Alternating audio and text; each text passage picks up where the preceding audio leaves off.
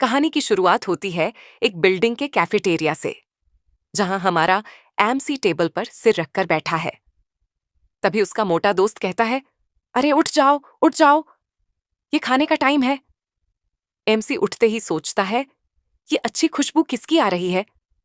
और जैसे ही सामने रखे खाने को देखता है, वो चौंक जाता है। उसकी हरकत देखकर मोटू हंसते हुए कहता है, अरे बाप रे, ये क्या कर रहे हो। लेकिन एमसी तो पागलों की तरह खाना ठूसने लगता है, यहां तक कि मोटू का भी खाना खा जाता है। गुस्से में मोटू चिल्लाता है, अरे ये मेरा खाना है। पेट भरने के बाद एमसी मन ही मन सोचता है, क्या सच में मैं वापस अतीत में आ गया हूं। यकीन नहीं होता ये सब सच है। मोटू मजाक करते हुए कहता है, तुम तो पिछले जन्म के भूखे भूत लगते हो, मेरे हिस्से का भी खा गए। एमसी गंभीर होकर जवाब देता है, हाँ, मैं सच में एक भूखे भूत का पुनर्जन्म हूं। उस भयानक प्रलय में भूख से ही तो मर गया था। मोटू घबरा जाता है, ये क्या कह रहे हो तुम? तुम्हें क्या हो गया है? कहीं जेनिया ने तुम्हें छोड़ तो नहीं दिया? अच्छा हुआ, मैं तो पहले ही कहता था, वो औरत तुम्हारे लायक नहीं है। एमसी मोटू के कंधे पर हाथ रखकर कहता है, तू जिंदा है, ये जानकर बहुत खुशी हुई। हम फिर से शुरुआत करेंगे। मोटू तंग होकर बोलता है, भाई, क्यों मुझे मारने पर तुले हो? मैं बिल्कुल सही सलामत हूं। ये सब कहना बंद करो। तभी एमसी पूछता है, आज तारीख क्या है? मोटू कहता है, आज 8 अगस्त 2024 है। एमसी गहरी सांस लेकर कहता है, तो आधे महीने बाद सब खत्म हो जाएगा। दुनिया बर्फ में जम जाएगी। 6 महीने तक पूरी दुनिया मौत की ठंड में डूब जाएगी। मोटू चौंक कर कहता है, पागल हो गए हो क्या? अभी तो गर्मी है, 40 डिग्री तापमान। ऐसी बातें मत करो। अगर मुसीबत है तो बताओ, मैं मदद करूंगा। एमसी सीधा बोलता है, मुझे 1 बिलियन की जरूरत है। ये सुनकर मोटू की हालत खराब हो जाती है। क्या? उंगली पकड़ाई थी और तू गला पकड़ रहा है? इतना पैसा तो मैं अपने बाप को बेच कर भी नहीं ला सकता। एमसी तुरंत पूछता है, तो तुम्हारे पिता का कितना मिलेगा? मोटू खुद ही बोल देता है, 500 मिलियन मिल जाएगा। और फिर खुद ही चौंक कर चिल्लाता है, क्या बकवास कर रहा हूं मैं? अपने पिता को बेचने की बात कर रहा हूं। तभी सीन में एंट्री होती है जेनी और जॉन की। जॉन कहता है, मैंने ऊपर की मंजिल पर एक कमरा बुक किया है। खाने के बाद हम मूवी देखने जाएंगे। तुम्हें कुछ बड़ा दिखाऊंगा। जेनी हंसकर बोलती है, ओह जॉन, तुम कितने शरारती हो। मुझे ये बहुत पसंद है। मोटू हैरान होकर कहता है, ये वही जेनी है ना, तेरे साथ धोखा कर रही है। जेनी की नजर एमसी पर पड़ती है। वो चौंककर कहती है, जैक, तुम यहां? मोटू गुस्से में चिल्लाता है, जेनी, तुम ऐसा कैसे कर सकती हो? इसने तुम्हारे लिए सब किया, पैसे बचाए, महंगे कपड़े खरीदे, और तुम इसे धोखा दे रही हो। जेनी ठंडी आवाज में कहती है, हाँ, अब और छिपाने की जरूरत नहीं, तुमने देख ही लिया है। एमसी मन ही मन सोचता है, पिछले जन्म में भी मैंने इसके लिए सब किया था। खाना जुटाया, इसे बचाया, लेकिन उस बर्फीली दुनिया में इसने मुझे छोड़ दिया, मरने के लिए। फिर भी मैंने इसे अपनाया जब जॉन ने इसे फेंक दिया था, और आज वही सब दोहरा रही है। मोटू कहता है, भाई, अब सब साफ है, चलो यहां से। लेकिन एमसी शांत स्वर में बोलता है, कोई जल्दी नहीं है जाने की। जॉन हंसते हुए कहता है, जेनी ने सही कहा था, तुम गोबर के कीड़े जैसे हो। लगता है वो सच बोल रही थी। जेनी भी बोलती है, अब मैं तुम्हें और नहीं झेल सकती। तुमने जो किया वो सब तुम्हारे अहंकार के लिए था, मेरे लिए वो सिर्फ पीड़ा थी। एमसी की आंखों में दर्द झलकता है। वो पूछता है, जेनी, ये क्या कह रही हो? जॉन चिढ़ाते हुए बोलता है, ओहो, क्या नाटक है, अभी भी इसे पाना चाहते हो? जेनी हंसकर कहती है, नहीं बेबी, अब ये मेरे लायक नहीं। तुम ही मेरे असली हमसफर हो। मोटू गुस्से में कहता है, चलो भाई, वरना और अपमान सहना पड़ेगा। लेकिन एमसी कहता है, रुको, सिर्फ 5 मिनट।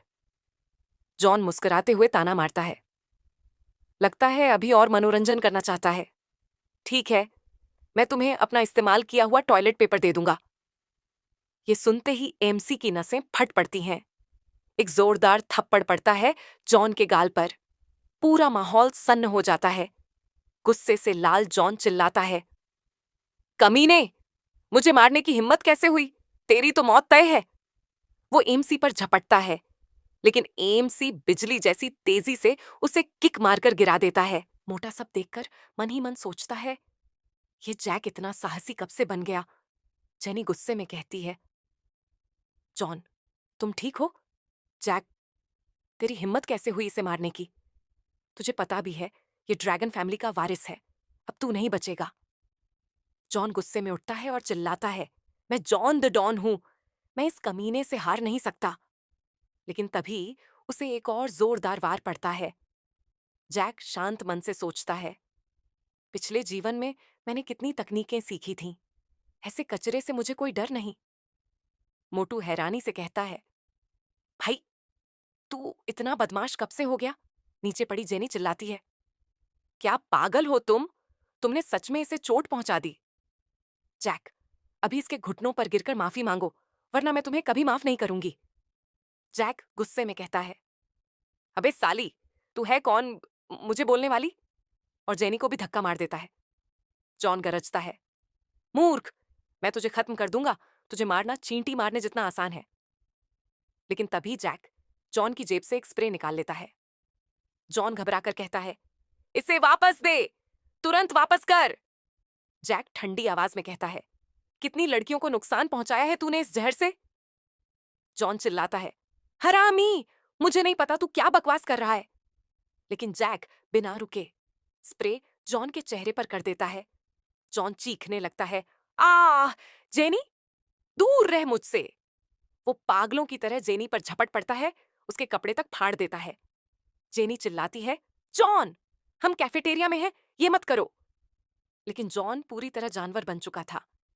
ये सब देखकर मोटू के नाक से खून निकल जाता है। वो कांपते हुए कहता है, जॉन को क्या हो गया है? जैक धीरे से कहता है, 5 मिनट पूरे हुए, चलो यहां से। ये स्प्रे ऐसा है कि जिससे भी ये सूंघेगा उसकी समझ उड़ जाएगी और वासना से भर जाएगा। यही करके ये लड़कियों को बर्बाद करता था। आज मैंने इसे ही इसका स्वाद चखाया है। मोटू कहता है, लेकिन भाई, ये कैफेटेरिया है, लोग पुलिस बुला सकते हैं। जैक आत्मविश्वास से बोलता है, कुछ नहीं होगा, पुलिस इसे ही पहले पकड़ेगी। ये खुद अपने बड़े नाम की वजह से बर्बाद होगा। मोटू मान जाता है, हाँ, बात तो सही है। और दोनों कैफेटेरिया से बाहर निकल जाते हैं। कुछ देर बाद जैक और मोटू एक बिल्डिंग में दिखाए जाते हैं। जैक एक घर बेचने का कॉन्ट्रैक्ट साइन कर रहा होता है। मोटू हैरानी से पूछता है, भाई, ये तो तुम्हारे पेरेंट्स का छोड़ा हुआ घर है। क्या सच में इसे बेच दोगे? जरा सोच लो। जैक मन ही मन सोचता है, मेरे पास $3 मिलियन होंगे। फ्रोजन आने से पहले मुझे सामान खरीदना होगा। यही रास्ता है, तभी मैं बच पाऊंगा। मोटू कहता है, लेकिन भाई, मकानों की कीमत तो आसमान छू रही है। इतनी जल्दी बेचने की क्या जरूरत है? लेकिन जैक कुछ नहीं सुनता, घर बेचकर बाहर निकल जाता है। मोटू पूछता है, अब कहाँ जा रहे हैं? जैक कहता है, पैसा खर्च करने। और दोनों पहुंचते हैं सुपरमार्केट। जैक बोलता है, मुझे चावल, आटा और कैन फूड के 10-10 हजार पैकेट चाहिए। ये सुनकर सेल्स गर्ल दंग रह जाती है। सर, आप सच में ये सब ले रहे हैं? जैक कहता है, हाँ बिल्कुल। मोटू मजाक करता है, भाई, क्या तुम अपना सुपरमार्केट खोल रहे हो क्या? जैक पूछता है, डिलीवरी होगी ना? लड़की कहती है, जी सर, आप एड्रेस दीजिए, सब आपके पास पहुंच जाएगा। जैक तुरंत मोटू से कहता है, भाई, तेरा गोदाम खाली है ना? मोटू बोलता है, हाँ है। जैक कहता है, तो सब वहीं डलवा दो। उसी वक्त दो लड़कियां धीरे धीरे पास आती हैं और फुसफुसाती हैं, क्या ये वही जैक है जिसे जेनी ने धोखा दिया था? इतना पैसा कहां से आया इसके पास? तभी जैक और भी सामान खरीदता है, टीवी, गेम्स, कंप्यूटर, और सोचता है, फ्रोजन के दौरान सब घर में होंगे, मनोरंजन भी चाहिए होगा। सेल्स गर्ल खुश होकर कहती है, सर, आप इस साल के हमारे सबसे बड़े ग्राहक हैं। पीछे खड़ी दोनों लड़कियां चौंक जाती हैं, क्या? इसने 2 लाख खर्च कर दिए? ये तो छुपा हुआ अमीर निकला।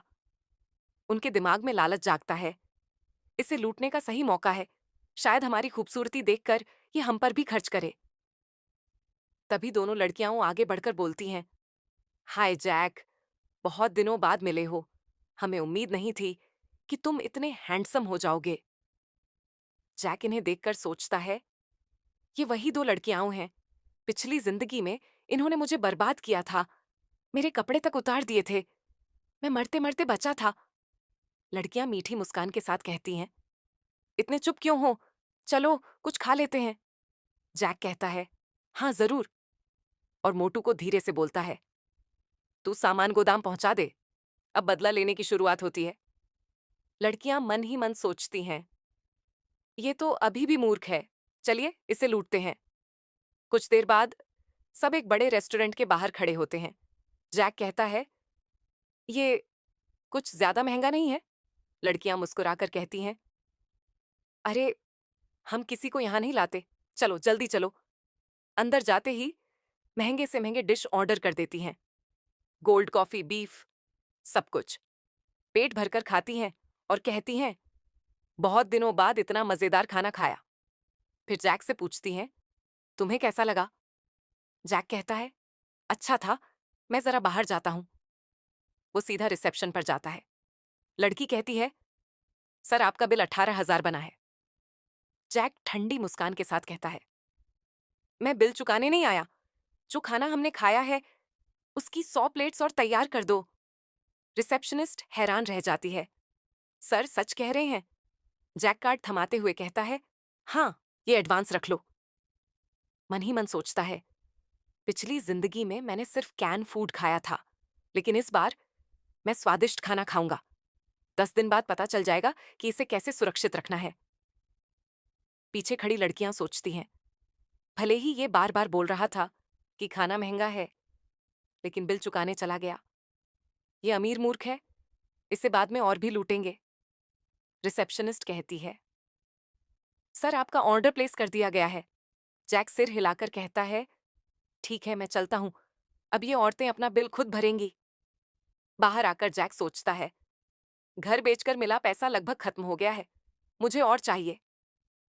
वो तुरंत फोन से लोन ऐप खोलता है, एक एक करके 36 साइट से 2 मिलियन का लोन ले लेता है और मुस्कुराता है, कितना आसान है पैसा मिलना। तभी उसका फोन बजता है। पिंक बालों वाली लड़की गुस्से में कहती है, कहाँ हो तुम? जैक धीरे से कहता है, कुछ काम है, मैं घर जा रहा हूं। तो दोस्तों, ये थी आज की कहानी। आपको ये वीडियो कैसी लगी? कमेंट्स में जरूर बताइए। अगर कोई कमी लगे तो वो भी बताइए, ताकि हम अगली बार और भी बेहतर कंटेंट ला सकें।